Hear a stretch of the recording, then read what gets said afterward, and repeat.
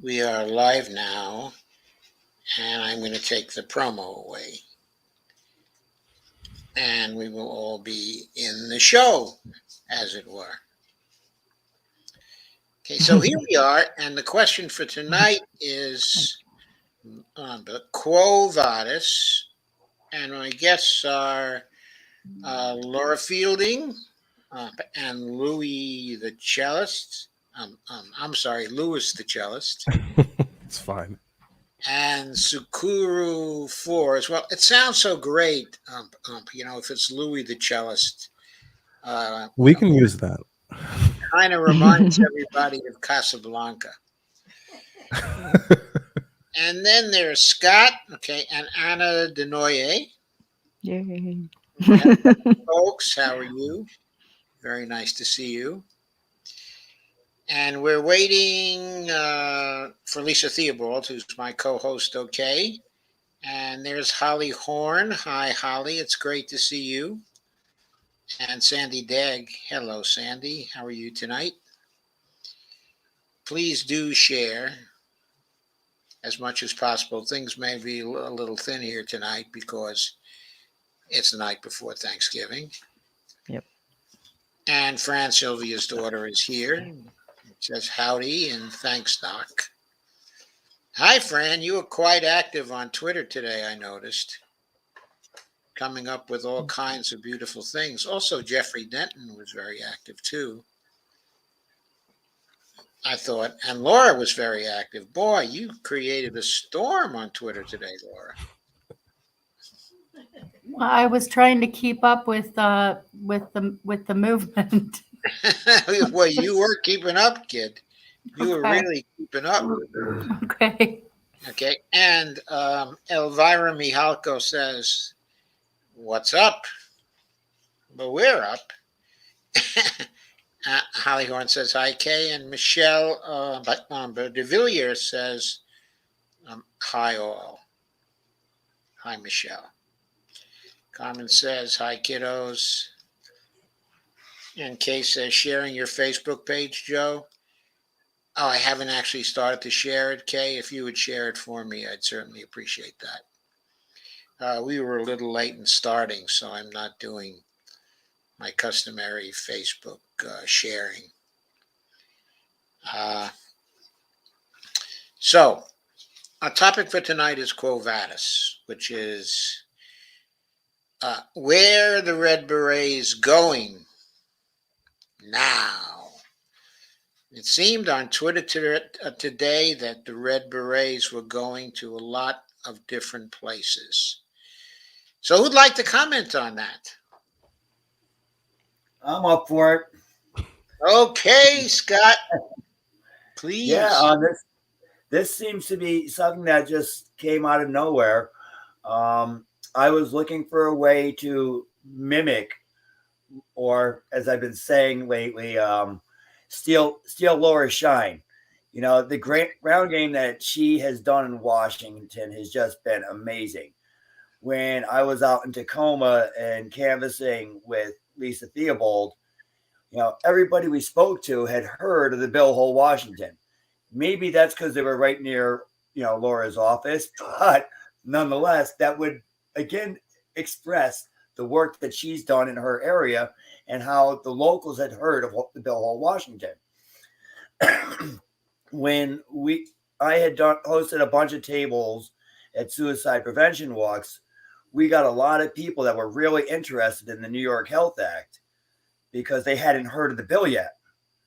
I mean, and I'm talking about 2 out of 50 was the average that had heard of the bill, which is crazy because the New York Health Act has been written for 30 years now. It's passed the Assembly 4 times. We have the majority in the Senate finally last legislative session, and yet nobody's heard of our bill. So I'm like, this is not the fault of the politicians at this point. This is our fault. And when I say our fault, not Laura's fault, but the New York Health Act activists. We haven't made the noise that needs to be heard. The reason that bill was blocked, well, let's go back to the Red Berets. So anyway, that was my plan, and I wanted to steal Laura Shine and start a New York chapter of the Red Berets, which just again solidifies my apple that I love showing off. Yes, which you is, do. It's the two graphics of one side of the apple are only connected through the heartbeat, just like our Fight for Healthcare Coast to Coast. So stealing Laura Shine and trying to mimic her game, I wanted to start the New York chapter. And that seems to have caught on like wildfire, because I'm also going to mimic her actions what we did in Vancouver, Washington, where we put up wanted posters for Annette Cleveland. And I think it's time that was a great move. That was a great move. It really was. And we're going to mimic that. We're going to do the same thing with Andrea Cousins, who could actually be, credibly declared as the one person who single-handedly blocked passage of the New York Health Act as passed legislation. Whereas it is true that Carl Heastie didn't call it in the assembly as well. He had no reason to call it if the Senate Health Committee had already been pulled, and there's no way it's going to get through the Senate. He could sit on his hands and not have to worry about it, because the only way it could be passed at that point is that there was enough pressure for Andrea Cousins to push the bill through the Ways and Means Committee without it passing through the Health Committee, which has only been done once in the entire history of the New York State legislative session. So yeah, never has it been but once. So Carl Heastie didn't have to call the bill because he knew it wasn't getting through the Senate. So Andrea Cousins is my number one primary, I'll call it, political target for political action. For political action. Okay, And- so that's good, but we'd be remiss, I think, not to mention the fact that there is this Healthcare Act, okay, in New York, that's been there for years, and that has a majority in both houses, okay, of Congress, and the mainstream media never covers it at all, never pays attention to it at 100%. all. And this at least has to be part of the reason why the activists have not been successful in spreading the news. It's gotten but no attention. And also, it's gotten very little attention from alternative media. So maybe it's 100%. time that our alternative media started going over the bill in some detail and telling people what's in it, and telling people why it's a good bill if it's a good bill, and also telling people how it can be improved, because perhaps it can be improved in certain ways too. Our biggest obstacle this past session, 100% came from union leaders. The union leaders were well informed as to how it would benefit their members. And they chose to hold a position that it would damage their great contracts that they negotiated for their members. In other words, they have a foothold on their members and they want to keep it. Sure. So now our position is, instead of trying to convince the leaders it's in their members' best interest, we have to convince the members to tell their leaders it's in their best interest, because the leaders aren't going to listen to us. That's something for the movement to do. And that's the 100% the goal of the campaign for New York Health Act now. They've changed positions and going after informing the members as to what's going on with their union leaders. And they're amping up their ground game, and we're hitting the streets, and we're going to make a lot of noise this year. We stand a damn good chance of getting it past the legislative session, if not the budget session this year. Okay, so a couple of more questions. Will you be working with Sharif on this? Sharif had said that, yes, he plans on attending us with the poster thing with Andrea Cousins and Yonkers. We are right now, the tentative time is 2:00, and I don't have the exact location that we're meeting at. And that's going to be December 4th in Yonkers, somewhere near Andrea Cousins' neighborhood. And we're going to put up posters there, and then we're going to proceed to her office neighborhood and put up posters around there. We're not going to need a huge amount of Red Berets. I'm thinking maybe 4 teams of 2 is all we had in Vancouver. If any more want to show up, they're welcome to be color guards and fly flags for the New York Health Act, or hold a banner. Color guards are great, and having us all wearing our berets showing unity and solidarity. And again, this isn't just here in New York. Socorro, I mean, you've got that. Yours is the California branch, correct? Exactly. Yes, And yes. you've only And really- Eric Curry actually is, has a branch in San Francisco, so which is very exciting. Yeah, thank you for asking. And Luis, hi. I just wanted to say hi. Thank you so much for setting up the virtual meeting. I'm just really excited. And I just wanted to say though, so to be very honest, opening a California branch of Red Berets kind of happened, I don't know, by accident, because Laura asked me to. And I mean, at this point, I'll just do anything Laura asks me to do. I mean, it's like, she's been, no, I mean, honestly, she's been a great inspiration to me. And I just really, okay, so here's the thing. So being at the San Francisco rally in front of Nancy Pelosi's and witnessing what happens, when we all wear red berets, that was like the testament, to me. I mean, I just saw it in action, power of visibility. And people on the street before and after the action asking us like, okay, what's going on? Who are you? And we just like getting this like natural opportunities to talk about healthcare justice, but just amazing. So like when Laura asked me like to create the Twitter account, I'm like, okay, I actually did not think of, I had no vision at that point, except for like opening a Twitter account, but now so like where are we, where am I going from here? It's so as I think as you guys all know, I'm fairly new to this healthcare justice movement, because I've been primarily anti-nuke and anti-militarism activist. So there are a lot of healthcare organizers and activists in my immediate activist circle whom I really dearly respect, and who have been doing a lot around this movement. So my aim as being a California Red Beret is to amplify their movement and sort of like connecting the dots, because there are so many great organizers in California. And I think, we need to work together and increase visibility of our movement so that we can pass this thing. And I'm just, I just talked to a group, actually the group that I belong to, Progressive Asian Network for Action.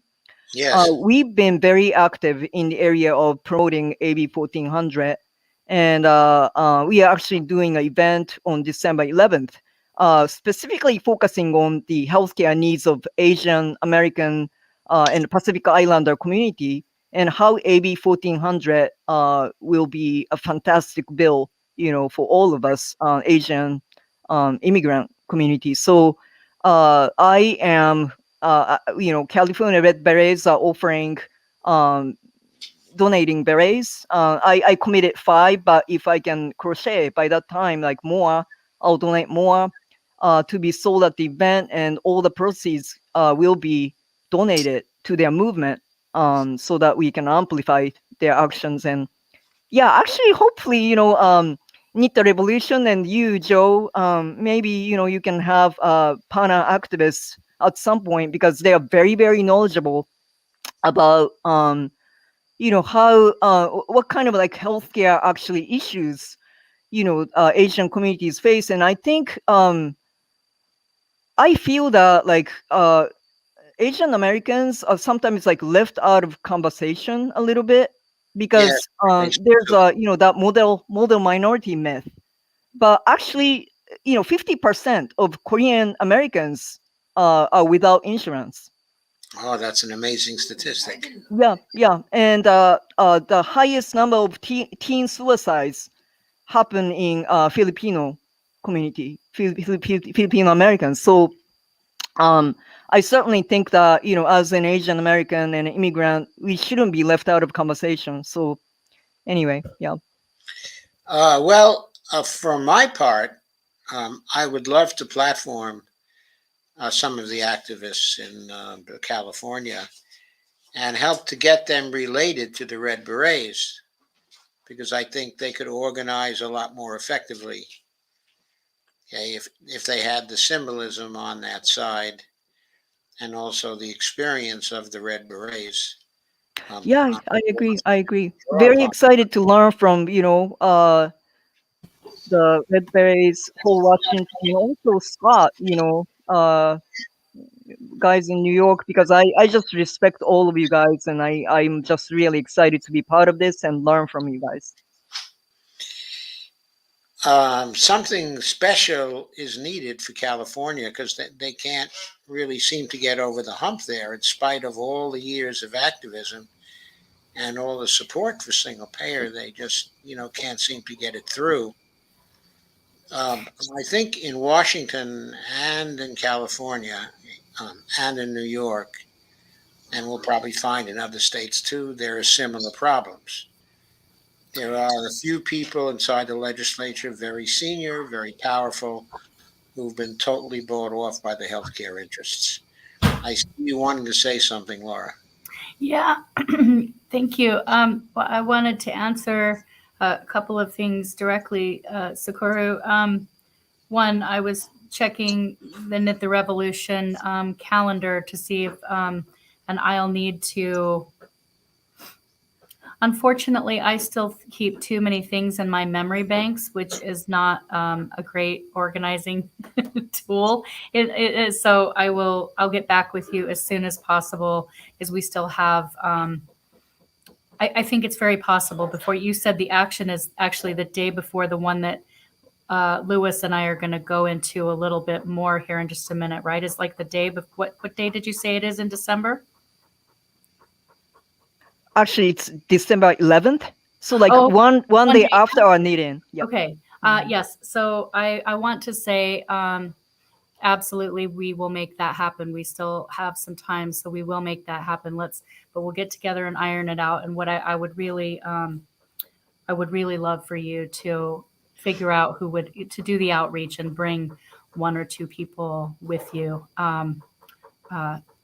Asian Americans who are organizing specifically this action. I think that sounds incredible. And the next thing that I wanted to speak to, just in terms of why I asked you, why I reached out to you, I will say over the years of knitting and crocheting these, there have been a number of people in California who have reached out and either ordered single berets or an organizing bundle, obviously, who have followed on Twitter and shown a ton of solidarity and been, nurses and just people for Medicare for All and people supportive of AB 1400. So there's been a huge amount of support.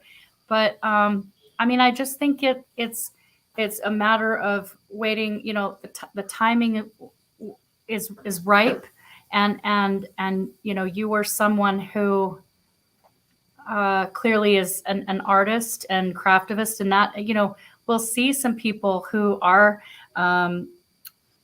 maybe going to head up or lead these chapters. Who it's not necessarily a prerequisite to be an artist or a crafter, but like the solidarity and that kind of fight on all fronts and let's just try to connect the dots. I love how you put that. That's exactly what I hope happens. And you just seemed, based on everything in our short amount of time that we have getting to know each other and through the strong connection that we made on the visit to you and Eric's event in San Francisco at Day of the Dead. It just felt right to me. And also, I do want to be clear with people. This is something that we're all going to be in together, because it's likely to get a little bit grassrootsy and messy, because there isn't sort of a central organizing committee. I think a good segue is to kind of go into asking Lewis to share about this, because he's set up a tool for us that we can use for events, and that we can also use to schedule events just for us to get together and organize. Dr. Firestone, I mean, Joe, you talk about this. Why don't you just really quickly tell us about this? Do I have this right? The iron law of oligarchy? And just remind, there's a reason why innately and intuitively I haven't wanted to incorporate or put a steering committee around the Red Berets. And it's because it was an idea. It's a free, creative idea. And yes, I'd like for people that are starting up these chapters to at least be in our network so that we can communicate. I'd like them to be someone that either I know or someone who is strongly familiar with our mission and our messaging. But, if Joe wanted to start up Red Berets of Virginia and somebody gets in touch with him or with you from another state saying, I totally want to do this, that's great. People will be moved as they move, as they move, and it's not me who's going to control this. We're all in this together to try to steer this ship, and each look at how all these ideas, like the wanted poster, for example, that was Georgia kind of sharing an idea that she had about, I think we need to make a poster, and let's.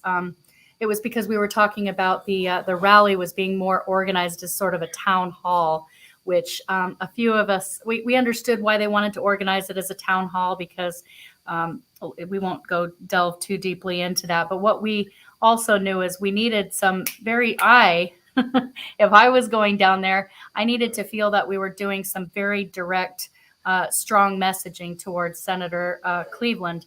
And so when Georgia said, well, don't worry about it, Laura, we've got this. The day after, we're going to go do chalk art, and we'll go wheat paste, posters up all around Vancouver. And so she's like, we can do a poster. And then we were starting to brainstorm. And I said, it needs to be a wanted poster. What wanted, right? Yeah. And then we handed over to Fran, Sylvia's daughter, Fran Bauer, who flew out, and the night before she was creating the wanted poster template online, and we go to print it out. Now all of a sudden that is an amazing idea that can be replicated, that will be replicated in Yonkers, it sounds like, and people can do that everywhere. Anywhere there's a politician that is holding up hearings, that it is that is blocking healthcare justice at the federal level and at the local state level. Let's get wheat pasting out there and publicly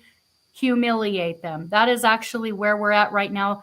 Those of us that have been involved in this in a while know that they are not answering phone calls. They are not answering. Now, I'm not saying don't call. I'm not saying don't send postcards, but it's time for just like happened in Vancouver. We have somebody in a restaurant who's now organizing the Vancouver Red Berets because she came up to us and said, "Are you the Red Berets from Twitter?"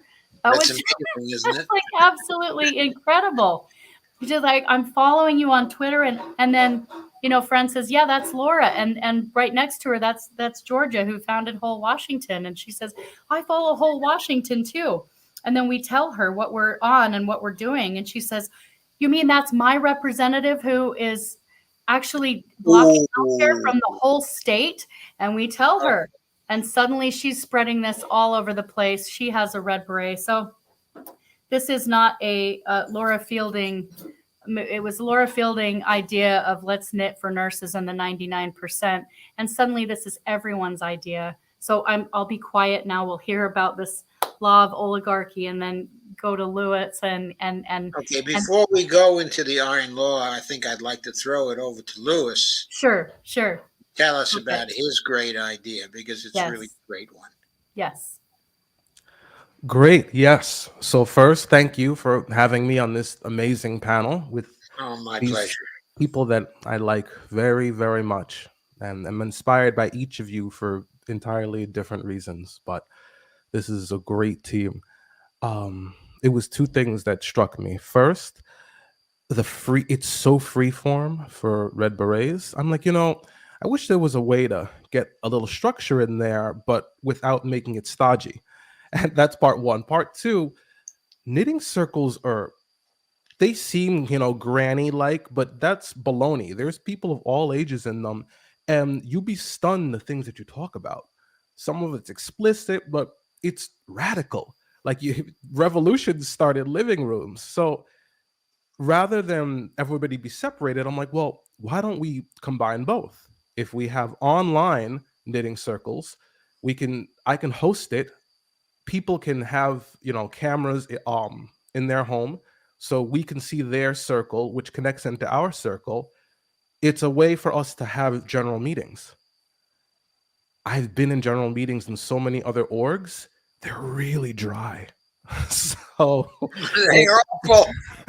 so it's like, They're awful. yeah, but they're so crucial. But I'm like, okay, how about we have one, but people want to come? That's great. We can get people excited, and we can get that work done. So that's what I thought, and I did some research, and I found a great Mobilize, which works really well for our purposes. I got us all Red Berets set up, so it's for all the Red Berets. So any of the chapters can come on the platform and do their own whatever. So yeah, so I want us to grow, and this is the first thing we can do year round. Like it could be the coldest, worst weather in the world. It doesn't matter. It's Zoom. It's from people's homes. And yeah, that's it. I just wanted us to have that radicalness of the knitting circles plus getting organized. So that's what I was thinking. And the first event is happening on Friday, correct? Yes. It is Friday, December 10th. So it's not this week, not next week, but the week after next. I see. I see. Yes, and we want as many people to come as possible. So the link is floating around everywhere. If it's possible, if somebody can put it in the comments, if someone has access to that, that would be great for the event. But yeah, we want as many. This is our kickoff. It's a national knit-in, so I would like as many people there as possible. And if we could hook into other, there are big craft communities. Like you go to forums online for Ravelry and whatnot. You just don't see it, but it's pretty big. So if we could start to get those people to jump in as well, hey, maybe they might have good ideas for us. Like that's, like just like Laura was Laura. Then she discovered Scott. Then she discovered Tsukuru-san. And then Dr. Joe. And then she found me. Who's the next person? And I think this is how we can find them. So yeah, so that's it. That's what I'm on here tonight, is to make a plug for our national knit-in, and I hope to see all of you there. Okay, so can you give us the link? And I can enter it into the comments. I loved yeah, Oh, Louis. in fact, I think you have access to the private chat, Louis, don't you? Louis reached out to me via DM, and I could go back and scroll through and read all of it, but what I loved about it, because I can't even remember exactly he said something about, he was like, I think we should do this national knit-in, and or I think it was kind of like, tell me some of your ideas, and I don't remember exactly what it was I said, but I loved that you said, Louis, I'm going to push back a little bit, or I actually feel a little bit differently about it. It was just great because you said we need to go a little bit further than that. We need Mobilize. I know how to do that. I'm happy to do that. And I was just like, yes, yes, Oh yeah, yes, please. there was a lot of very polite and well-mannered people running Red Berets. I'm like, let's make it a little more rowdy. So Good idea.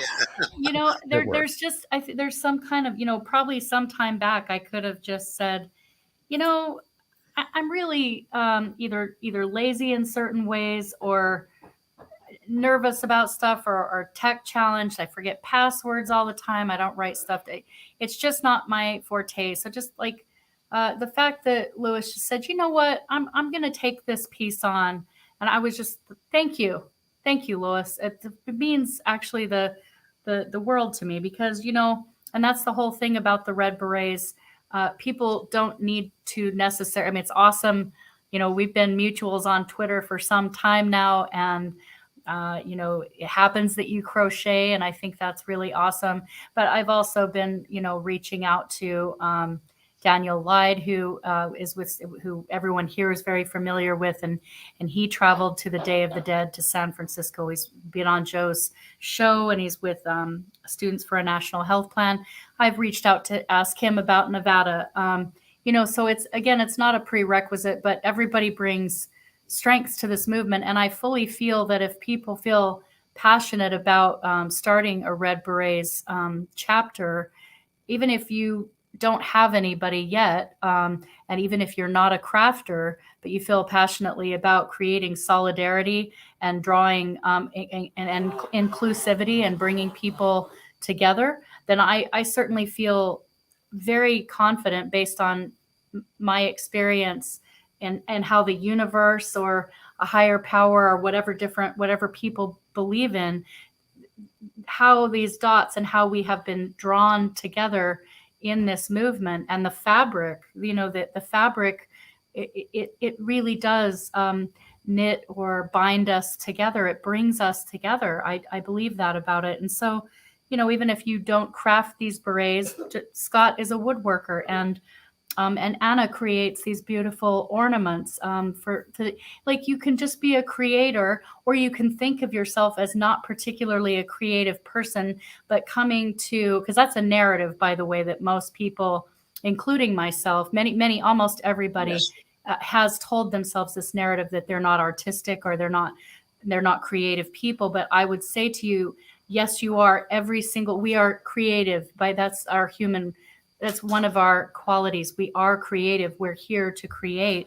And I think you would be surprised if you just show up to the event on the 10th. You will be surprised what you can bring in the form of creativity. It might not be artwork. But you see, Daniel Lyde, the reason I used him as an example, he's a wordsmith. He's a true craftsman when it comes to Twitter messaging. I think very few people in the Medicare for All single payer movement on Twitter have he's unparalleled really in my book when it comes to the strength and clarity of his messaging. And so our gifts and our contributions all look different. And so if you feel passionately, create a chapter and the crafters will come, or you'll find, just having that as a location. That's kind of my vision for it, is if there's an anchor point, and as Sakura said, he's there to connect the dots. We're there to connect the dots together, and then people can start to centralize around this. And then people will say, oh, did you know that there is a Cal Red Berets and a San Francisco Red Berets? And then they'll start to connect some of these nurses and people who have loved this idea, who are doing the organizing for AB 1400, even ones that, Sakura is not aware of yet. The creation starts just happening in and of it's quite magical, is what I believe. So anyway. There's a page that appeared also today on Twitter, and that was the Red Berets from Massachusetts. So that has started, but also today.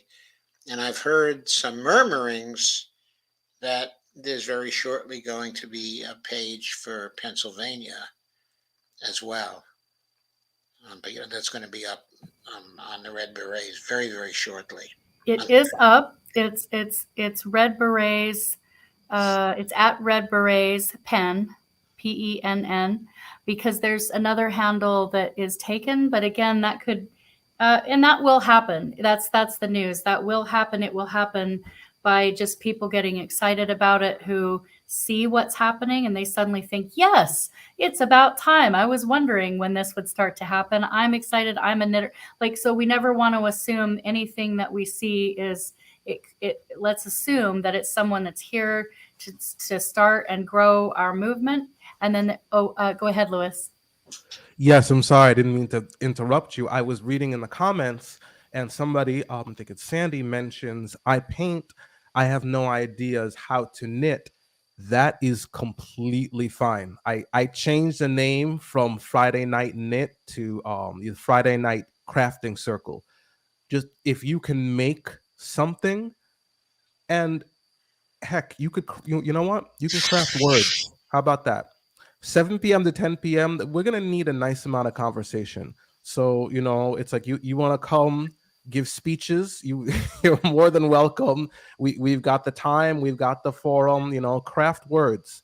That is absolutely fine. So this, the crafting circle is going to be on Zoom. So if you go to the Mobilize, looking at the comments, go to the Mobilize link and sign up. It's free.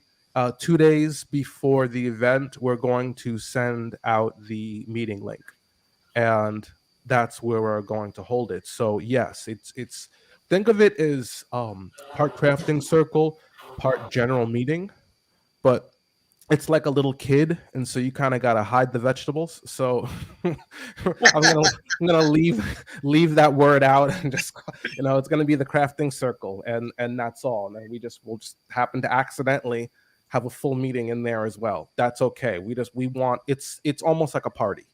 Think of it that way. It's it's party and it's solidarity, because this is look at how much look at what Laura has done. She's Louis. You're a superstar. I want to make sure, because there was something on Knit the Revolution, Louis, that you and Lisa, that you were saying this, and then Lisa told the story about Kenny Ballantyne being out here the first time, and we were all at Fibers, etc., and we had some crafters there in the yarn store, and Scott was doing a red beret with ink and pencil. And the point to kind of get to on that, because Lisa was saying we really talked a lot of organizing and policy, which I think is great and important. And I, of course, this is your event. So if you want zero moderation and it wants to just free flow, that's the way it will be. It's your event. One thing I would like to sort of say is, perhaps why we haven't drawn more crafters to us up until now is because on Twitter, I have shaped the messaging very much around organizing and policy. And that is very important, because we needed people to understand how we are seriously linking this craft to passing healthcare policy at the state and national level. But the thing about it is that this being the first creative art and craft along, one thing we do need to impress upon our people who aren't necessarily creators. You can come and learn. You don't have to know anything to come. But I would just caution us to create lots of space, maybe not all of the space, but lots of space to speak and to allow space for the art and the fun and that comes out of that. Because if we start leaning too much into the weeds, that's when we lose. Remember, many of these people who are doing crafting are doing this for therapeutic reasons. They're doing this because this is a mental health.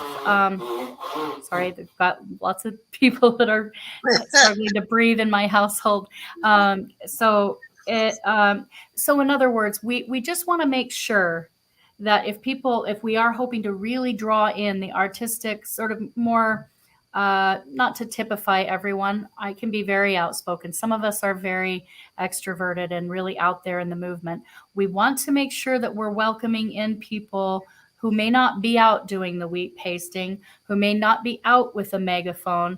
This is a way for them to contribute, and we want to make sure that this is an artistic sort of welcoming space that isn't so policy heavy that they're like, oh, okay, I thought this was going to be a creative, knit and crochet and let's enjoy our time. But instead we're talking and comparing bills and legislation and the oligarchy, you know what I mean? So we've got to, I think we should, let's welcome the new people in and, have some fun too, which is what you've said, Louis. So I don't know how we moderate that.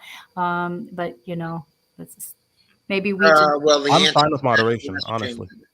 I think the answer to that question will come as you practice and as the new people come in. Okay, and you'll just naturally relate to each other, and you'll decide yourselves on what the proper mix is. Okay, and I think that's the way it should work. So you wanted me to say something about the iron law? Okay, the iron law is something that occurs usually in formal organizations. Okay, it doesn't occur in movements themselves because movements are from the bottom up.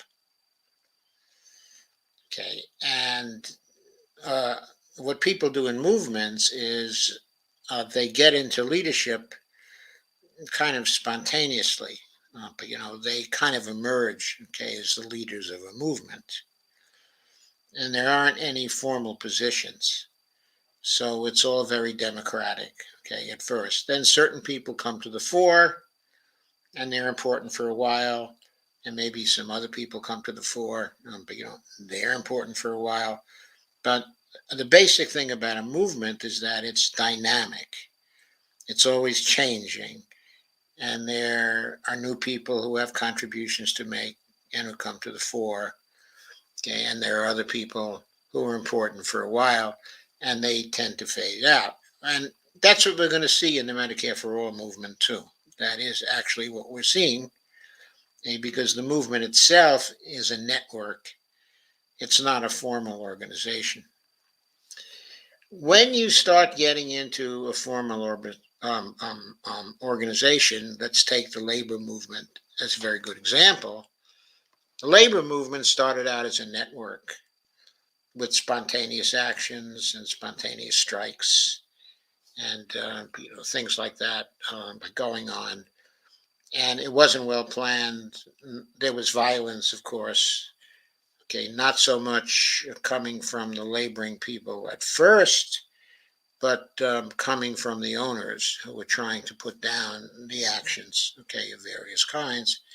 And so that led to conflict and, not surprisingly, to violence. But once the labor union started winning some victories and started to raise some money, there developed inside of the union movement a professional class. And there developed also a rationalization process. So the unions themselves became formal organizations. They had a mass base, but they formalized, okay, themselves.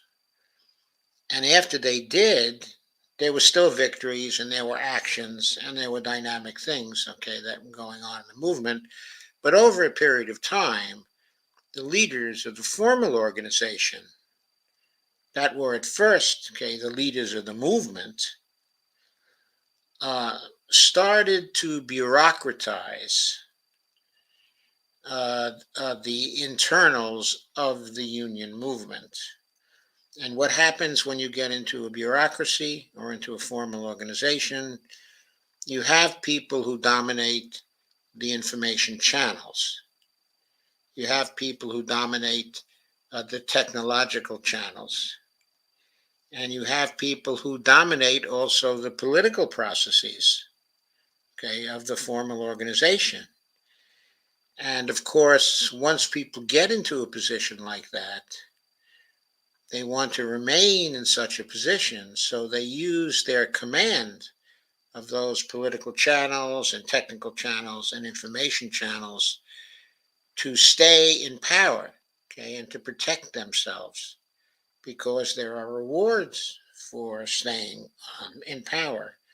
Okay, and eventually the union gets so bureaucratized and so formalized that you have situations which you've just encountered, Scott, where the people in the union are not interested in supporting single payer, okay, in New York State because they've had hard-won victories of healthcare protection for their union members before, and they live off those past successes, and they don't want to have something else come in that undermines those past successes. Then they might have to work for a living again, get some more things, for the mass of the union movement. That's the kind of thing that happens over time. And a sociologist, by the name, okay, of Mikos, who was German-born but who migrated to Italy, because actually Benito Mussolini was interested in his writings. He formulated this so-called law, okay, of oligarchy, which basically says that when you get into formal organizations, no matter how democratic they were at the start, they always tend towards an oligarchy over time, so that you can never have real democracy within the context, okay, of organizations. Now, in telling this story, we already see how this happens. Okay, it happens because the people at the top are dominating the information channels, the political channels, and the technical channels. So if you don't want to have these oligarchies forming and staying, you have to have some way of breaking up these channels, of letting the bottom-up energies of the movement break through again, so that the oligarchs cannot stay in power because there are always new leaders who are coming to the fore. Now, we don't have the political instruments yet but to allow that to happen. But there may be ways, actually, through the use of information technology, that we can develop those kinds, okay, of channels. Okay, I've written a little bit about this, and I have some ideas about it. We were unfortunately, there was a friend of mine who first developed those ideas, and I put them in the context, okay, of the iron law, okay, of oligarchy. And I worked with her for a number of years on that. But we were never able to find the money to implement the applications of information technology which would be necessary to break down the iron law, okay, in organizations. So where things stand at present today is we know there are these natural tendencies, okay, in organizations. I view organizations as complex adaptive systems. That's a kind of a technical term from general systems theory today. And there are different kinds of complex adaptive systems. Some never develop oligarchies. Such systems in the natural kingdoms don't have these formal structures. You see these formal structures in our human systems. So as human systems start to develop the formal structures, they become different kinds of complex adaptive systems. And they lose their capability to adapt because of the formations of the oligarchies. They can no longer cope with changes. The changes are too quick for them, and the changes tend to undermine the structure of the authority they have set up. So the authorities block the changes, fail to cope with the problems. And so you get the case, here of American society, where our social problems have been multiplying for years and years and years and years. And the oligarchies up at the top of our society will not adapt. They will not solve the problems. They're habituated to kicking the can down the road and never solve any problems, like the healthcare problem. They could have passed Medicare for all during the 1960s. They never took the step. They've been fooling around for nearly 60 years with a powerful will not to solve the problem. And there are lots of other problems like that. We knew about environmental and climate problems during the 1960s and the early 1970s. There was a lot of intellectual churn about that. Jimmy Carter took some steps towards but solving those problems, but he had other political problems in his presidency, and he wasn't really very good as a politician. But he was good as an engineer, and he was a very good person. He took some important steps that, if they had been allowed to continue, would have helped us to solve the climate problem. But unfortunately, we took a different road then. And we went the wrong way. We went the Reagan way, and we went to the Saudis, and we went to the oil powers. You know what happened. But basically, there was a failure and a refusal to face the environmental and climate problems, even though we've known about them for a very long time. Take the student debt problem. How many years has that been actually developing? Everybody can see it happening. They will not do anything to solve it because it would hamper their positions at the top, of the oligarchy. They would prefer just to kick the can down the road, do a little at a time, little at a time, little at a time, even though our very existence is threatened. So we have to find ways to break up the oligarchies, to use the systems they currently use to oppress us, to somehow turn around these systems in such a way that we can leverage their tools of oppression to break up the oligarchies. And that's the problem we're faced with now. We have to figure out how to do that. So I won't say any more about that now. I would like to get back to the Red Berets and the future plans, of the Red Berets, because that's one of the things that can help us to break up the oligarchies at the top. But let's get back to further events. What other further events are currently being planned? What other states are we planning to expand to? I unmute right at the well, Doug's with us in the live stream. I'm so sorry, honey. That's miserable. Well, I'm just super thankful that Lewis set this Mobilize up, because it really means that's wonderful. That we can start now. I had kind of had this idea or vision for a national knit-in, or like maybe let's start little groups, and how do we get to a national knit-in? And the dates that I had originally thought about were probably National Nurses Week, to kind of go back to when the first local Washington Red Berets, to kind of go back to our roots and being inspired by National Nurses United, and knit for nurses in the 99%. And so it was, the first thing that we organized here locally in Washington State was in Tacoma, Washington. People will see these T-shirts that I've passed around to a few people. They say the People's March, and it's got the Red Berets symbol on it. Whoop.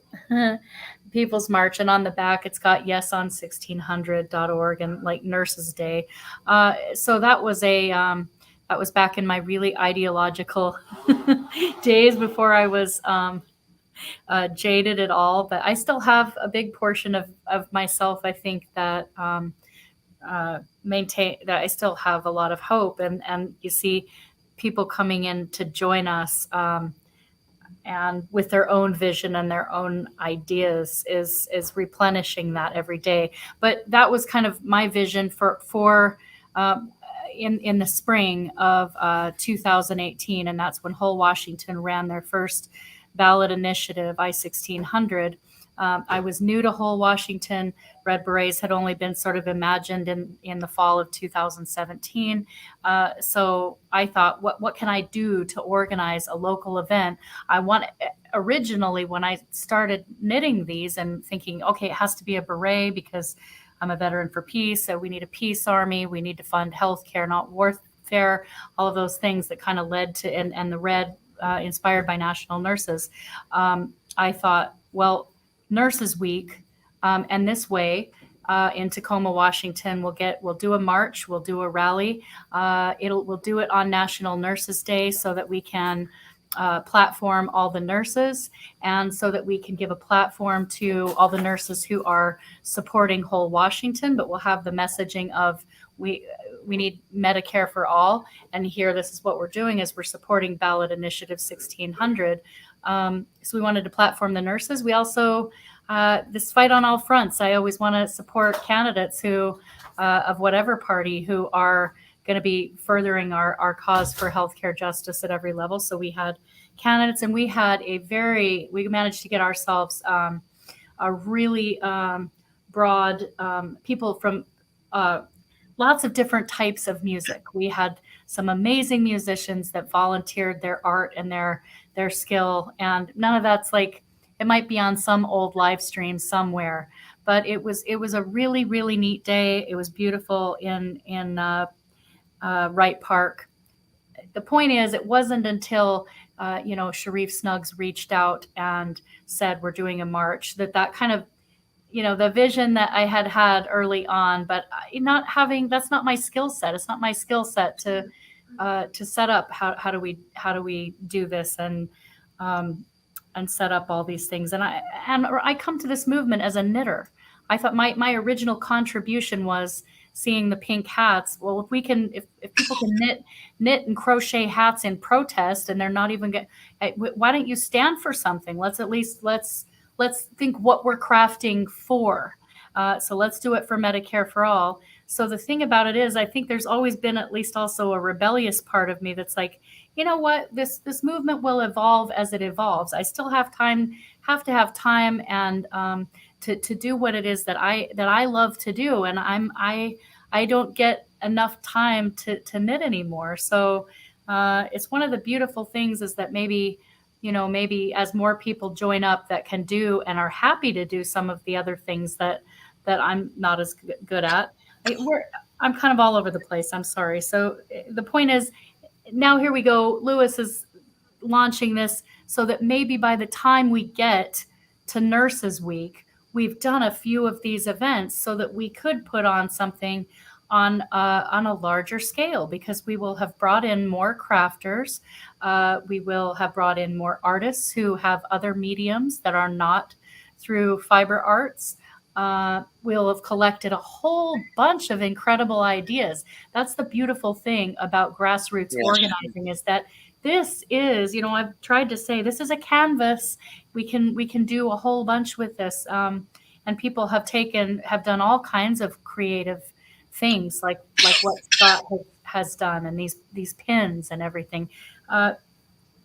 There's so much creativity that will be, and the idea of the beanies, that you're doing, Sakura. This, literally, this is just an idea. We build on it. And hopefully by the time we get to Nurses Week and we can do a national knit in, national craft in, and I would really like it to just be, yes, we can push the healthcare justice piece, but I'd really like it to be appreciation of our frontline, our nurses, doctors, and frontline healthcare workers, placing them first. And yes, backed up by the platform that so many of them do support.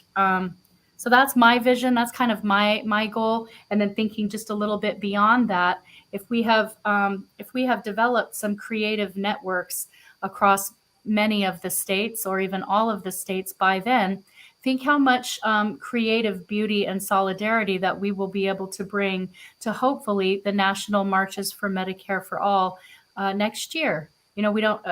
When that happens, I'm hoping we did what we could, the Red Berets, with the hands that we did have. We brought Red Berets to D.C. The Red Berets were, of course, representing in Washington State. I think there were some people out in California who had either, well, look, Sakura made that amazing video, and that's how I got very much in touch, more personally connected with Sakura, because I was looking for a particular video on YouTube, and I ended up coming across this 30-second clip that is my pinned tweet on the official Red Berets, not my Laura Fielding account, but the official Red Berets account. And I watched it. I literally was just moved to absolute tears. And I thought, there's this, or I knew enough to know that you were one of the people with March for Medicare for All there. But just this thing, you just did this video because you ordered this hat, you ordered this beret, and it was the most perfect. Not that anything's perfect or not, but it was this most beautiful 30-second video of, there's this organization, Red Berets for Medicare for All in whole Washington. I just, everyone should see it. It's on YouTube. And that's just when I was just like, oh, and that's really, truly like the beauty. There have been so many of those. That's the beauty of the movement, is it's an idea and other people bring this amazing art. Michel de Villiers brings this amazing, incredible art. It's, I knew and I hoped clear back when I was first posting my first few Red Berets, I thought, I'm a pretty good knitter. I mean, I have a certain skill level. At some point, there will be some artists that will see this, and their work will by far surpass anything that I could have ever imagined or dreamed about. And that was always my hope. It wasn't, let me always be Laura Fielding, the queen of the Red Berets. It was, this idea will foment further creativity and bigness. Because the thing is, you have people coming from a couple of different mindsets. Some people are of the mindset that if they lift up other people, there may be less space or platform for them. Somehow maybe it might diminish me if I am lifting up Scott or Lewis or Sakura, or Joe. I personally subscribe to the philosophy that the more people that I lift up, the bigger that we all get, the bigger that the whole movement gets. And I think that there is an unlimited space in this universe for creativity and sharing. So I don't come from a scarcity, and I love yarn. You can't get enough. So I think I don't come from a scarcity mindset. And I don't think we should, because there's so much scarcity and desperation in our system. And, if we have people that want to craft these and they don't have the money to purchase their own supplies to contribute, what we need to do is work on how can we get people who do have a little bit of money to help those people who have hands that want to help, but they don't have the resources to craft these beautiful creations. So, and the thing is, we all put our heads together and our hearts together, and we can figure it out, right? Okay, I think that is a wonderful vision. And I think that it has carried along the movement now for some time, and that it's actually caused a lot of the expansion, because it's a vision of a network. It's an ever expanding network, and the reason why it is ever expanding, is because new people are continuously joining the network. Yeah. Can I say something just quickly? Please. Yeah, so what I'm going to say is like really dear to my heart. It's very important. And I've said this before somewhere too. And actually, Michel de Villiers touched on this a lot, during the I think General Strike Summit. Yes. So I think the craftivism really has a potential of involving a lot of people who may not be very comfortable coming into traditional activism. you know, not everyone wants to come to a protest, or they may not be in big cities where protests happen. They may be in rural area, or they just may not have means to participate. Maybe they have time restrictions. Maybe they are, housewives. I was housewife before, so I know, it can be very time consuming to, raise children and keep up the, housework. So they may not have a, time to do activism. But I was surprised, because I was, talking with some friends when I started out this, sponsor beanie program that I'm doing in LA. And actually, I had a lot of people who say, "Oh, I want to help. I can knit, I can crochet. I may not be able to come and distribute beanies to the unhoused, but I can knit and I can crochet at my home. And if I can contribute that way, I want to do that." And many people said that to me, and I was blown away. So I just want to say something that's very personal, but Laura actually knows this. But so you guys see me because when I'm in public, it's my good days. I feel good today, so I'm here. But some days I'm not there. Um, I I I get depressed. Sometimes I have like suicidal, thoughts. So these days, I'm just I'm crocheting at home because that's all I can do.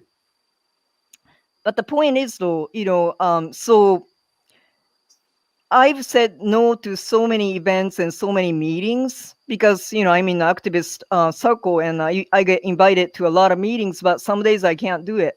I can't be in public, but I do crochet at home, and that gives me a sense of purpose and sense that I'm contributing. And that way a lot more people can participate, and they feel like they are part of the society, a part of the cause that they want to help. And that's the kind of hope and the reach that craftivism is providing to this movement. And yeah, so that's all I wanted to say.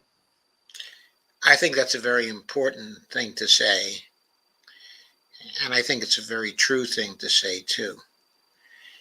When people can do things that contribute to a movement, even when they're just doing them by themselves at home, and it relates them to the larger movement, gives people a sense of meaning, okay, a sense of purpose. And it's not just a sense of it, it's true.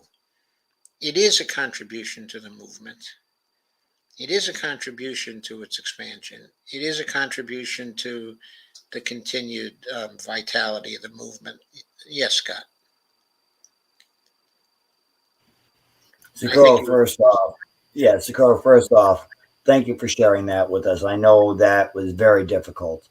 Laura, you've seen the lockets that I make, and a lot of that is exactly the same thing. I suffered massive depression, of course, and those lockets, they're just trinkets. They're little wooden trinkets. They cost less than a dime for me to make, and I give them away to any parent that's lost a child because I could never charge anybody for them. I mean, first off, any parent that's lost a child, we've already paid enough for the love of our children, Oh, yeah. and and that's what I do. I mean, when I get depressed, I can spend all day alone by myself in that man cave with sawdust, just me and sawdust, and but I know that what I'm doing is going to help somebody else when they've got nothing else to hold on to. There's at least something there.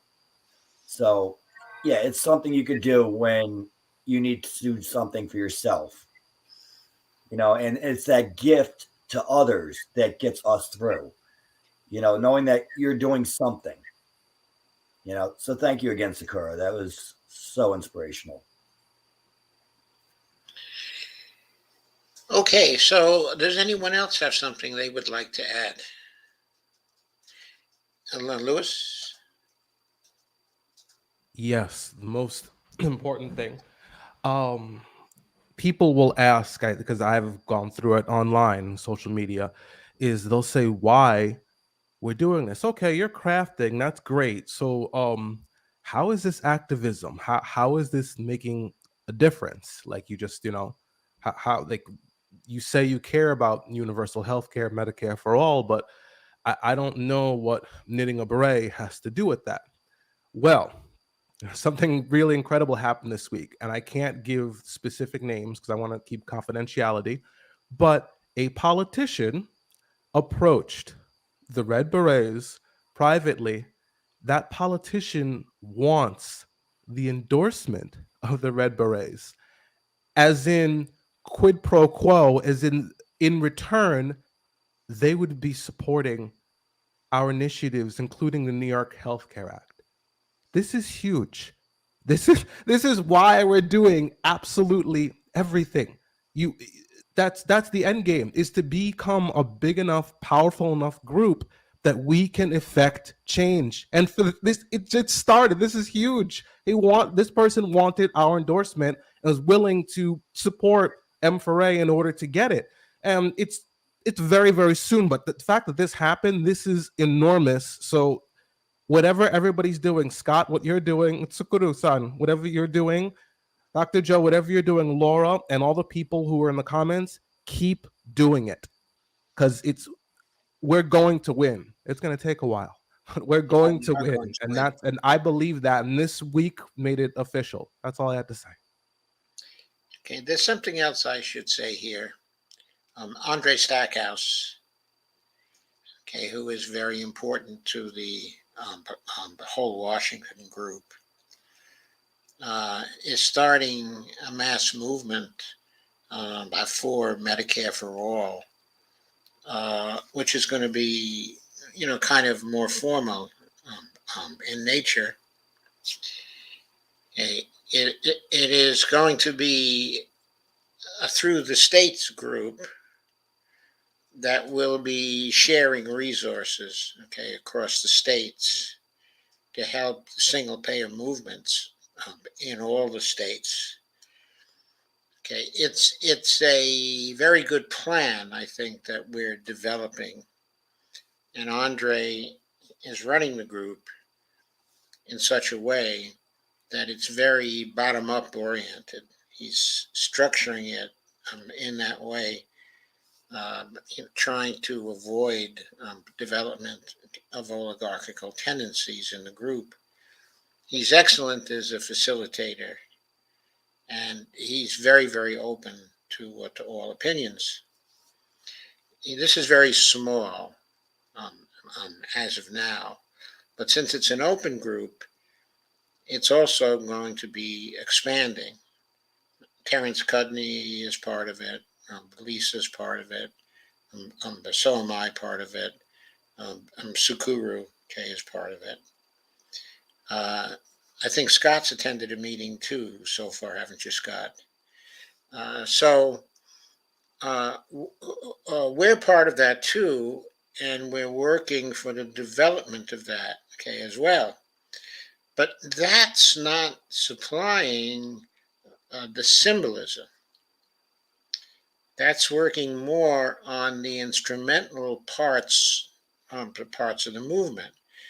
Now that hopes to be working in every state, and it's going to do valuable things, okay, in every state. Sharing models for single payer laws, sharing financial models,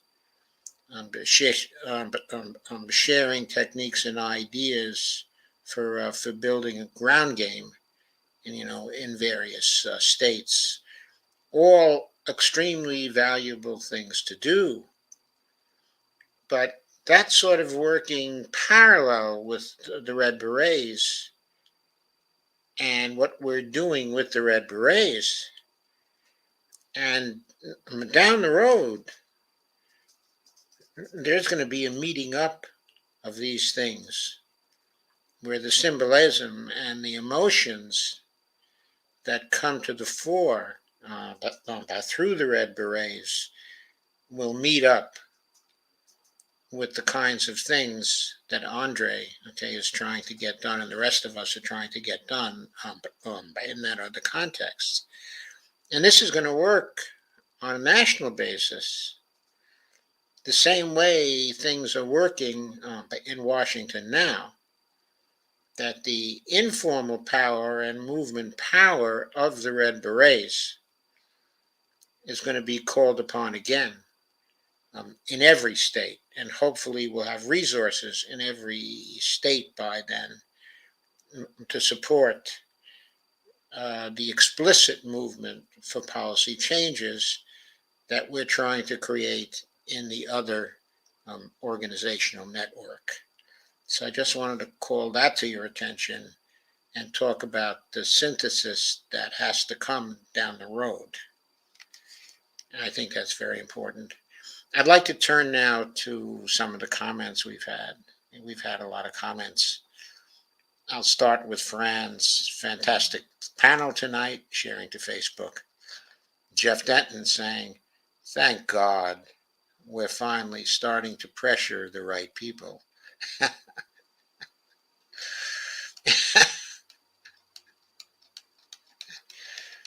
I'm going to scroll down a little bit now. And Fran compliments you, Laura, and says, Laura has that effect on people. I think she's referring to the uplifting effect, Laura. And Fran says, yes, Sukuru, what's with those red hats? Carmen Yunus says, Laura hypnotizes with love. Steve Day says, turkey broiler, fire warning water in Greece. I don't know what that was about, Steve Day. And Fran says, likes Laura hypnotizes with love, and she leaves the heart symbol. Kay advises that you contact the PDA chapter in California. They might help. The PDA chapter in California is very strong. I think a lot of them are running the national meetings for the PDA that occur on Sundays. I know there's a lot of the same people are involved in both of those. The PDA chapter, though, it's very focused on what the Democrats are doing to expand healthcare because of their orientation towards the Democrats. Mm-hmm. And I've noticed from sitting in on a few meetings that when the Democratic movements start to get blocked and the Congress people start to turn to very small measures, and when they no longer talk about the failures that they've had, that the PDA starts to work kind of as a propaganda organization for the mainstream almost. In other words, they start reflecting the points of view that are being propagandized by Jayapal, okay, and some of the others, basically creating a narrative serving as an excuse for why they weren't able to get things done. That's not very useful as a movement thing. It doesn't give energy to the movement because it's not, when they reach that stage of things, they're no longer telling the truth. So that's what I got from sitting in on some of the PDA meetings of late over the last, say, month, okay, a month and a half. As the effort of the progressives in Congress was starting to collapse, starting to weaken, the PDA people were starting to offer excuses as to why that was happening and rationalizations as to why that was happening. Instead of stiffening the backbone of the movement, they were basically rationalizing the collapse. Yeah, I mean, PDA was actually a big supporter of our July march that I organized for Medicare for All, a march for Medicare for All, I mean. But, well, okay, so this is not specific to PDA, but, you know, one of the problems I see in California is that there are so many groups who are doing things for AB 1400 independently, but we are so disjointed. There's no not a huge alliance or unity amongst groups. So there are, as I said, there are great activists and organizers doing a great work, but we do not come together as one movement. And I think that's what we need, in California to push this forward. Because as long as we are sort of like scattered and doing our own thing independently, it won't be a huge, it won't be a big enough power, strong enough power to push these politicians to take action. So yeah. Okay, so Lana Dell asked a question from Facebook. She said, stupid question. Is the Red Berets a nonprofit or Whole Washington, okay, a nonprofit? And yeah, we're separate from Whole Washington. So yeah, the Red Berets, no, we are not filed as a nonprofit. We haven't incorporated. We don't have a board. I've donated what would be easily thousands and thousands of dollars in yarn over the 4 years that I've been knitting. I haven't made a plug nickel, and I'm not saying that's a good thing. I tell people, sell your work, make some money for you. That's the thing. I want it to remain independent so that people can be donating whatever share of their, if they want to create these, but they need to earn money for their work, they can. We can maybe get into how we can formalize a little bit on that. I think things will develop, but not yet. No. Can I two things? I'm going to need to go really, really soon. Just on that whole note of PDA and kind of thinking about the strength of the Red Berets, I want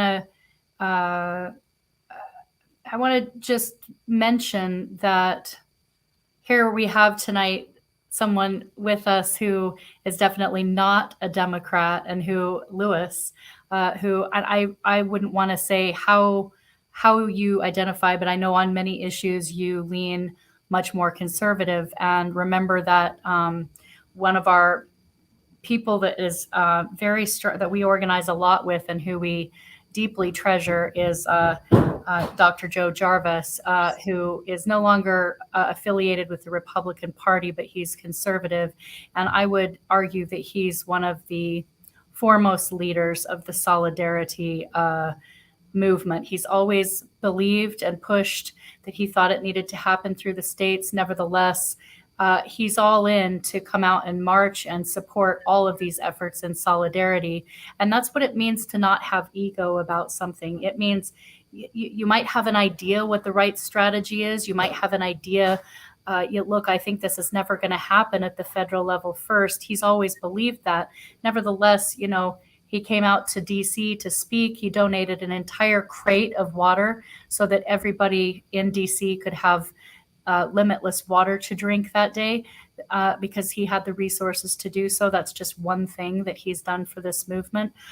So I really want to say that the intention and what I want people to know as Red Berets get going even more is that these do not belong to the Democrats. I'm very happy to bring in progressive Democrats of America, to have them finding crafters and knitting and crocheting, and if they're advocating for state bills, AB 1400 and the national bills, that's perfect. Equally, I'm very happy to have people that are leaning conservative who are finding candidates who are going to run on single payer. And we're going to work with Republicans and people who are leaning right as well. And we're going to take some heat for that. And guess what? That's too damn bad, because guess what? We don't have Medicare for all yet. We haven't passed single payer in any state yet. That means two things.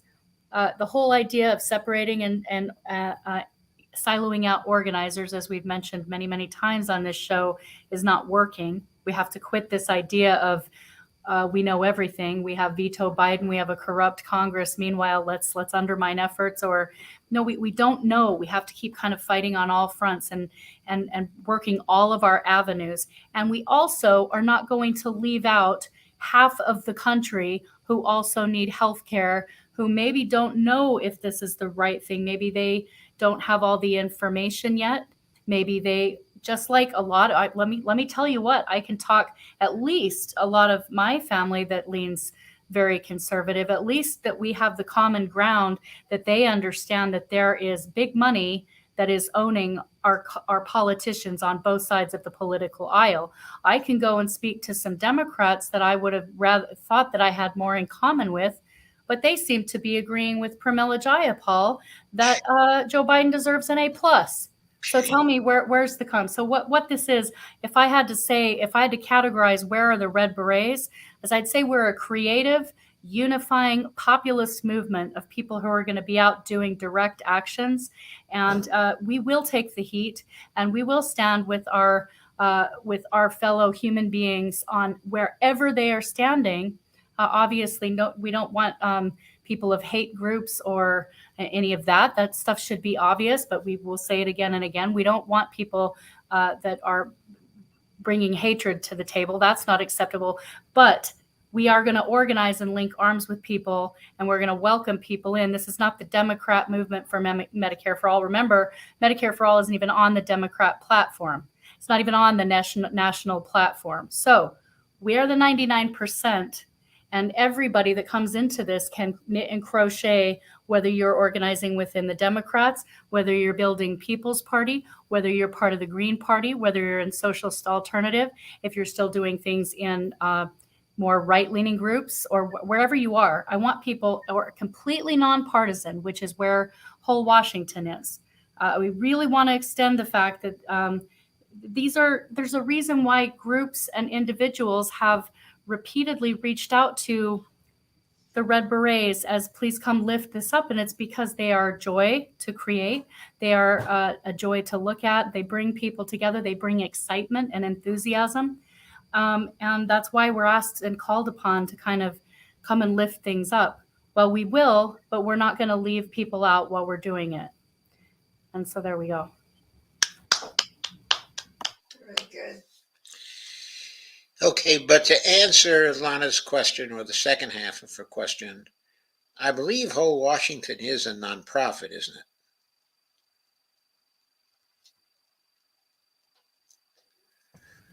I'm sorry, say that again. Whole Washington is a nonprofit, isn't it? Yes, thank you, Joe. Thanks. Okay. I kind of just left whole Washington off. You know what I decided? I was like, this is the Red Berets show. I'm gonna. But I do have a whole Washington button on my beret tonight. So, yeah, thanks for looping back and answering that. Okay. And let's see. Speaking of Asians, Dr. Campbell mentioned, this is Dr. John Campbell, has a program on the coronavirus every day. He's an English, he's actually a nurse PhD. He's a doctor, but he's a PhD in nursing. He mentioned that the Japanese have a protein that protects them from viruses, and that the world should really look into that and see if other groups carry it as well. I don't know exactly what that's about, but Dr. Campbell is very good in reporting research, so it would be interesting to look into that, I think. Holly Horn says to fill the voicemail. I think she's talking about of the recalcitrant people in state politics who are blocking the bills that we need to get passed. Carmen says, yes, Holly, I posted the link on here last night. It's called A Miracle in Japan.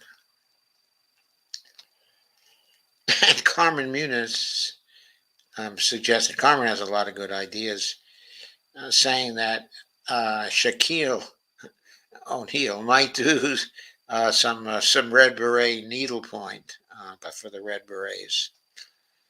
Well, I haven't heard of that, Carmen, but it's an interesting idea. Carmen says, I tried to spread the Red Beret page in an FB crafting group, and they mistook it as spam. I simply titled it Craftivists Wanted because there were tons of knitters and crocheters in those groups. That probably would have helped. Thank you. That's Carmen, you said, who was trying to share that, Joe? Yeah, Carmen was trying to share that in a Facebook crafting group. Yeah. And they mistook it, as spam. But Carmen, if you could post a link to the crafting group. And also, just to kind of throw out, sometimes, like, some of those groups have really, and I can't say about the one you're doing. I kind of stopped attempting to do it. Many of the crafting groups have really specific rules about they don't want political, which anything that we're doing is very political. So they don't. I'm not saying that's the case or the reason with the one you're trying to share to, but many of the early groups just weren't welcoming of that. We do have a very clear agenda and goal. So I'll say that. The other thing too, for people to pass along, I don't spend much time on Ravelry, but we do have a page. So if anybody who knows crafters, you can, or you are a crafter yourself who's watching this, we do have Red Berets on Ravelry. So I'm not on there much, but you can go join the community and post up pictures or help build out in that way. If you're prolific on Ravelry, that would probably be very helpful. But just so you all know, we are on there, Ravelry.com. Okay, Sandy Degg says, I paint. I have no ideas how to knit. Well, painting would be beautiful. Look at we share this beautiful pencil and ink drawing that Scott made. It took him hours. He did it off and on throughout the first weekend of Kenny Ballantyne filming, and it's absolutely beautiful. Here, I'll get it and I'll hold it up to my screen for those people who maybe are not on Twitter or who haven't seen it. It's absolutely beautiful. And there was someone else who did a painted kind of self-portrait of themselves in a red beret. So I think we'd love, all mediums, because that also, remember, that helps us spread the movement that this is not limit. This is a visual icon. It's not I'm a fiber artist, but we really hope to bring it to many other mediums. We want to welcome everyone in. Yeah. Okay, so Elvira asks, is this crafting circle on Facebook? And then where's the link going to be posted? I posted the link, but down below from your comment, Elvira. Okay, so it's in this thread. You can find it. Okay, and remember what Lewis had said. Oh, that is the Scott's design. That is beautiful. That's stunning. Yeah, beautiful. That is just a beautiful sketch. Yeah, beautiful. Thank you. I knew ink would actually really do justice. Crosshatch is a really great medium, especially when you're drawing, fabric. It has the perfect pattern, and I know it would work well for it. Okay, Carmen says, guys, try to get that $1 by red yarn from Dollar Tree before they go up in January, if you can, okay, or want. Okay, I guess there's a lot of yarn being sold, okay, by Dollar Tree for at $1 a shot.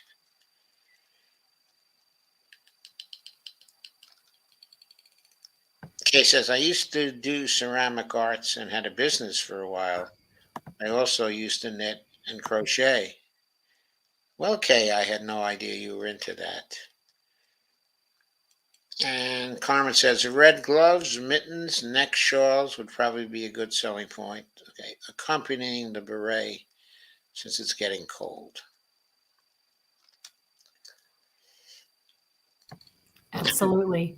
And remember, we did have we got some inspiration from Bernie's Mittens, and Sarah Hansen, Oh, who's yeah. a Washington State Red Beret, said, why aren't we should be crocheting and knitting mittens and fingerless gloves and all of that stuff. So we did put some of those up, and she and Michelle Duvillier donated some to Whole Washington. So of course, yes, please. You want to do sets. And again, I give people we will probably be establishing some places for people to, Lewis has mentioned, like we might want people to donate, because Red Berets deserve to have a way, to at least build a yarn fund so that we can, but we got to get there with our organizing.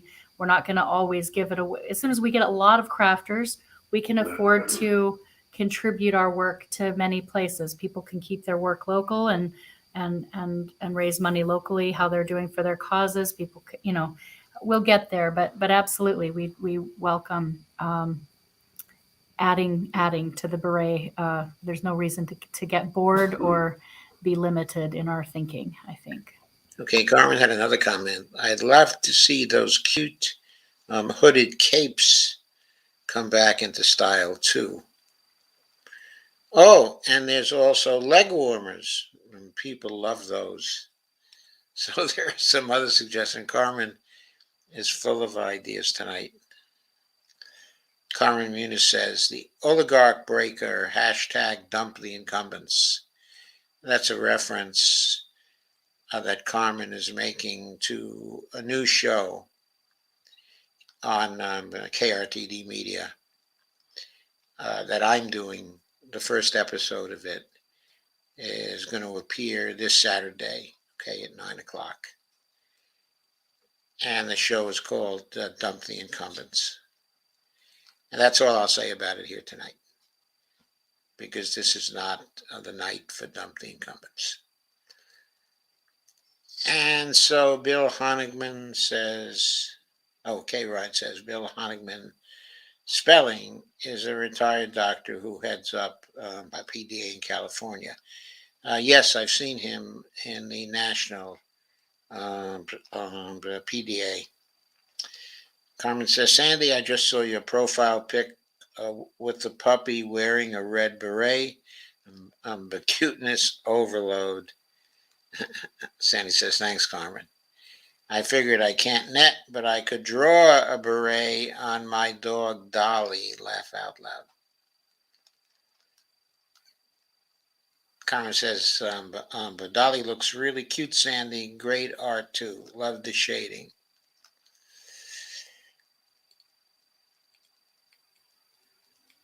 Carmen says, when we die, all that remains is our art. Whatever the art happens to be.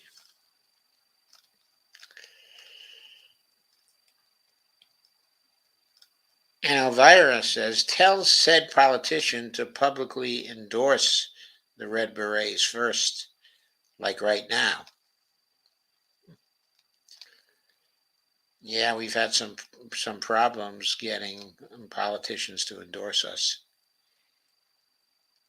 Carmen says, that's because actions speak louder than words, Lewis. Good news about the interested politician. Hear, hear. Carmen asks if there are crafting groups on Twitter.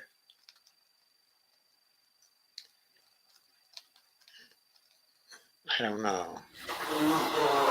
Well, that's really how we've grown the national movement. It's how we've connected people up is through Twitter. So in that sense, yes, there are crafting groups, but there's only so much that we can do through. There aren't really groups per se. We're building networks now. So the whole idea with this national knit-in is that, just like how Lewis is having a place that people can show up physically in Queens.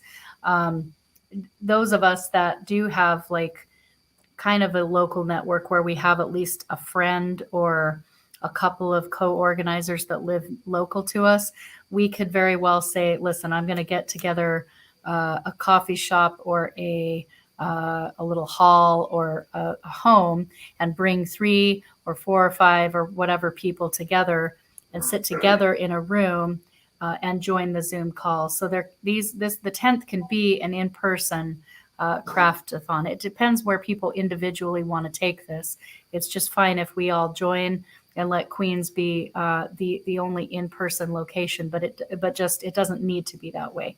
People can get their groups together, and then they could have somebody that's there to kind of work the camera angles and show different people's work. That would be absolutely phenomenal if we could, so use your creativity and do what you want there. From what I've seen, the best network is the Red Berets on Twitter. If you jump into those conversations, people post their art probably at least once a day, sometimes multiple times. You see so many things. If you are a crafter and you get on Twitter and you get into that whole, the Red Beret universe, you're going to get a lot of positive feedback, a lot of encouragement. You'll see all kinds of art. So I can't speak for Facebook or anything else, but for Twitter, once I join, if you look up the Red Berets hashtag plus craftivists and craftivism, if you hit those hashtags and then or follow me or follow Laura, you're gonna get swept up into a universe of crafters. So it's there if you want it. Well, that's wonderful. Carmen says, I've got it. The Red Beret cupcakes for the baker activists. So what about Red Beret cupcakes for the baker activists? Well, they have to be red velvet, right? I mean, they don't have to be. There's an idea. They could be red velvet. They could be all sorts of things. But yeah, I could just imagine. No, I mean, I've seen some of these people in the fondant. Just imagine what a baker could do with Red Berets. Right. And Sandy states that idea. She says, red velvet, yum. And Carmen says, yes, Sandy, just jumped into my mind. Little berets on red velvet cupcakes. Well, that sounds very appetizing, folks.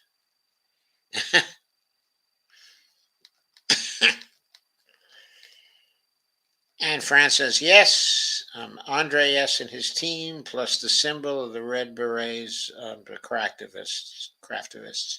Hashtag FOAF, which is fight on all fronts or fighting on all fronts.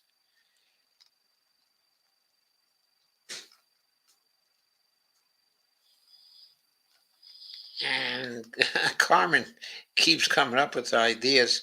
Sandy and the cupcakes could also be gluten and sugar-free versions, since we're striving for good health. Carmen says, when I played sports, we baked and sold cupcakes to pay for banquets, but uniforms and trophies. Good moneymaker. Lana says, thanks, Laura. Sometimes it's easier to get donations with a nonprofit. I would still send a few dollars. Okay, I think Laura's endeavor is really highly nonprofit if you throw in the hours that she has spent on it, okay, with no pay. But the amount of hours that you can just see on Twitter is just astonishing. Fran says, by Red Beret Cupcakes, yay. Happy Thanksgiving, everyone. Happy Thanksgiving indeed.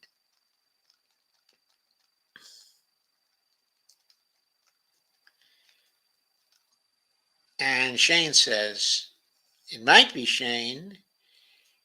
It might be Jimmy at this point, Jimmy Sunderland. I don't know who's behind the KRTD Media logo, but anyway, hey Laura, hey Scott, hey Joe, hey everyone, hey whoever you are. And KRTD Media, I think that's Shane, because KRTD Media said, just got off the Misty's Thanksgiving special.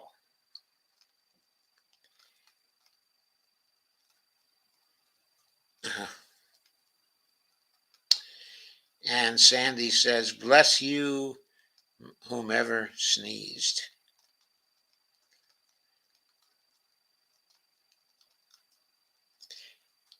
And Shane says 501c3 is a type of nonprofit, Holly, one that isn't allowed to be politically involved. Carmen says, I'll try to track down the group, but I can't. I remember the name exactly. Plus, they banished me like the plague. And Shane says, hey, Scott, would love to have you participate in a panel I'm setting up regarding why we need Medicare for all. Well, what do you think about that, Scott? Yeah, I can always open. I'm sure he probably sent me a message that I've lost. So if you did that, Shane, sorry, brother. But yeah, absolutely. Just reach out to me through Twitter or email, scottdesno@gmail.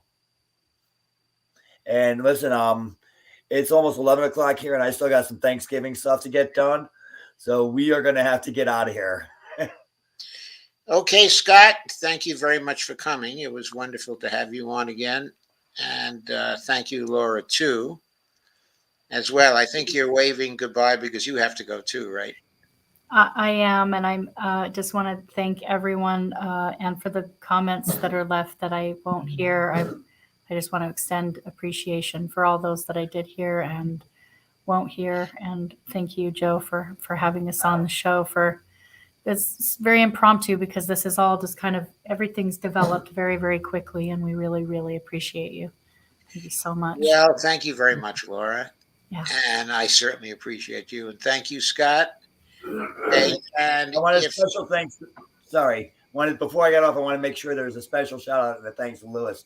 Brother, this event is just like amazing and awesome, man. There's so much love, brother. We're all so excited, Lewis. Thank you so much. You're welcome. Yeah.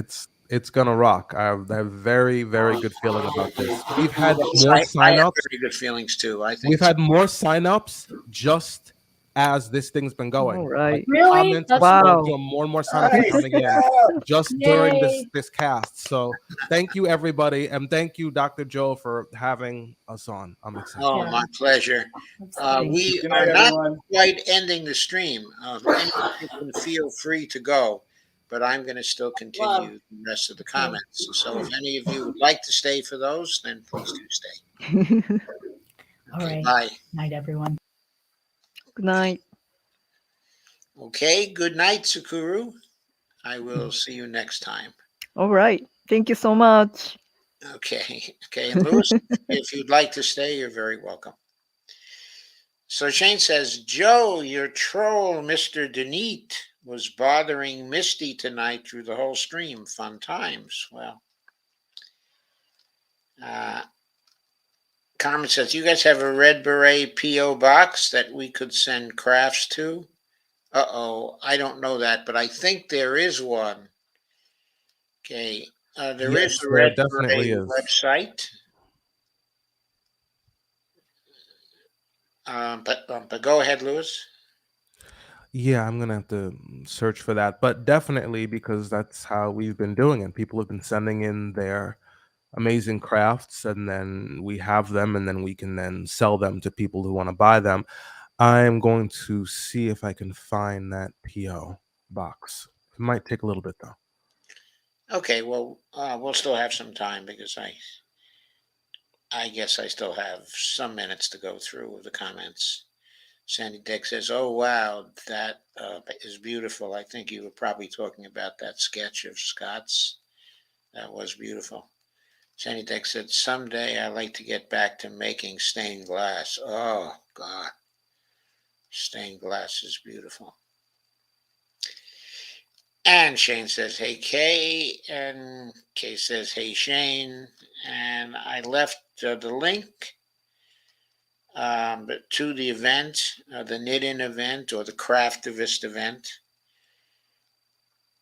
that Lewis is starting up. I left the link a second time in case anybody missed it. Carmen says, thanks for the link. Kay says, used to have a guy in Wilmington, North Carolina that did original leaded stained glass work. Wow, he was wonderful.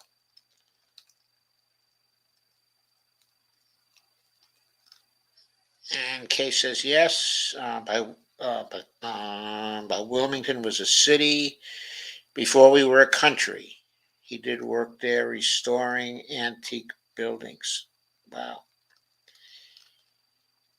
And Kay says that she missed Lisa tonight. I think we all missed Lisa tonight. And okay.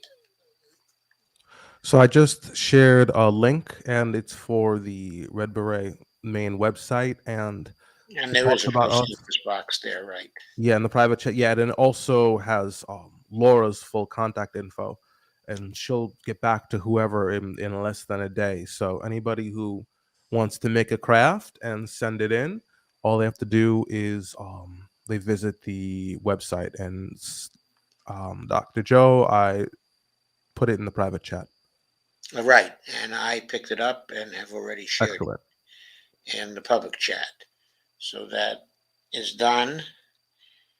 And also, the Lord says, I was watching Misty until Joe came on. Mr. Denete was quite humorous. He is humorous some of the time. Sometime he is really annoying.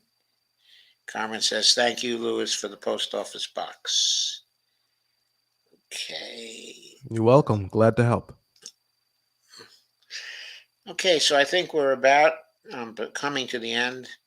I want to thank you all for coming, and you, Louis, for coming as well. And yeah, we're going to promote that. Yeah, we're going to promote it and make it a smashing event for sure.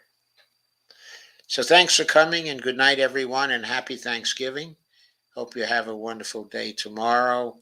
As some of you may know, KRTD Media is going to have a Zoom call tomorrow night, okay, at 8 o'clock, for those people who would like to come to such a Zoom call, where we will celebrate Thanksgiving together. So I'm going to send invitations out to everybody who was here last night and everybody who is here tonight.